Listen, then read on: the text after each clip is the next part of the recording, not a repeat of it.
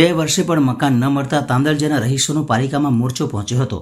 વડોદરા શહેરના સનફાર્મા રોડ ખાતે 2 વર્ષ પહેલા નીલગિરી વુડાના મકાનો જર્જરિત હોય પાલિકા દ્વારા ખાલી કરવામાં આવ્યા હતા, જે બાદ હજી સુધી રહીશોને મકાનની ફાળવણી ન કરવામાં આવતા અને ભાડાની રકમ પણ ચૂકવવામાં ન આવતા નારાજ રહીશો પાલિકામાં રજૂઆત કરવા પહોંચ્યા હતા।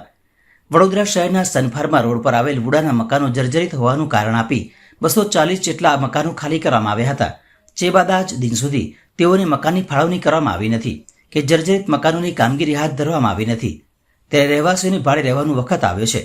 આજે 2 વર્ષ ઉપરાંતનો સમય થયો હોવા છતાં કોઈ યોગ્ય કામગીરી કે જવાબ મળતો ન હોય પાલિકા ખાતે રહીશો રજૂઆત કરવા પહોંચ્યા હતા, જ્યાં મીડિયા સમક્ષ તંત્ર તરફથી કોઈ યોગ્ય કાર્યવાહી કરવામાં નહીં આવે તો ભૂખ હડતાલ પર બેસવાની અને ફરીથી એ જ જૂના મકાનમાં રહેવા જવાની ચીમકી ઉચ્ચારી હતી અને કોઈ પણ જાનહાનિ થાય તો તેના માટે જવાબદાર પાલિકા હશે તેમ જણાવ્યું હતું। તાંદલજા નીલગિરી હાઉસિંગમાંથી અમે સનફાર્મા રોડ પરથી આવ્યા છે।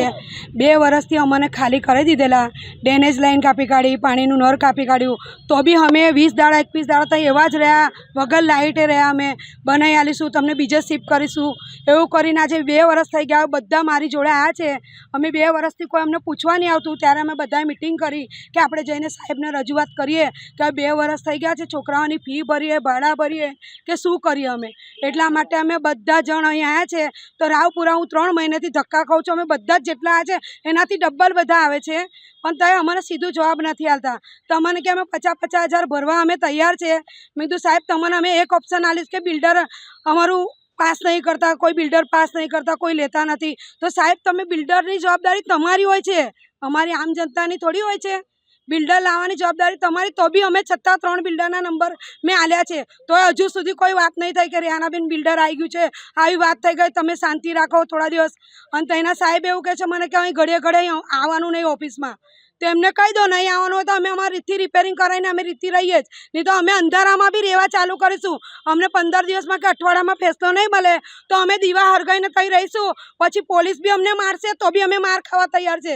પહેલાં બી પોલીસે અમને મારીને જ હટાયા હતા, તો અમે હટી ગયેલા કે ચાલો ભાઈ તમારું માન રાખીને અમે હટી ગયા છે, પણ અત્યારે અમને ઘર નહીં મળે તો અમે ભૂખ હડતાલ પર બી ઉતરીશું અને ત્યાં અંધારામાં અમે રહીશું। કંઈ સાપ બાપ કરડે, જનાવર કરડે, બધી જવાબદારી સાહેબની રહેશે। અમને એવું કીધું કે જર્જરિત થઈ ગયા છે ને તો વાવાઝોડું આવવાનું છે ને એટલે કોઈ પડી જાય મરી જાય તો અમારી જવાબદારી નહીં। કેમ તમારી જવાબદારી નહીં? તમે જ બનાવે, તમારી જવાબદારી કેમ ના હોય સાહેબ? 240 મકાન છે। તકલીફ અત્યારે એવું છે કે અમે ભાડા ભરીએ સાહેબ, કે અમે લાઇટ બિલ ભરીએ, અમને મકાન બી ઘડે ઘડે અમને ખાલી કરાવી દે છે। અમે કઈ જઈએ સાહેબ? વરસાદ આવવાની તૈયારી હોય ને ત્યારે કહે છે કે વેરા બી તમે જ ભરો। મકાન માલિકો તો અમને આવું કહે છે ને અત્યારે તાંદલજામાં જઈ બી ખાલી હોય તો અમારી નમ્ર વિનંતી અમને ત્યાં શિફ્ટ કરી દો। કોઈ બી જગ્યાએ અમે પૈસા બી ભરવા તૈયાર છે, પરિવારના નવેસરથી હપ્તા બી ભરવા તૈયાર છે। અમે રજૂઆત કરી રાવપુરા ગયેલા ને આજે કમિશનર સાહેબને મળવા આવ્યા છે કે સાહેબને મળીએ, સાહેબ કંઈ અમારું ભગવાન તરીકે અમારું કોઈ રસ્તા કાઢતા હોય તો બહુ બેસ્ટ છે।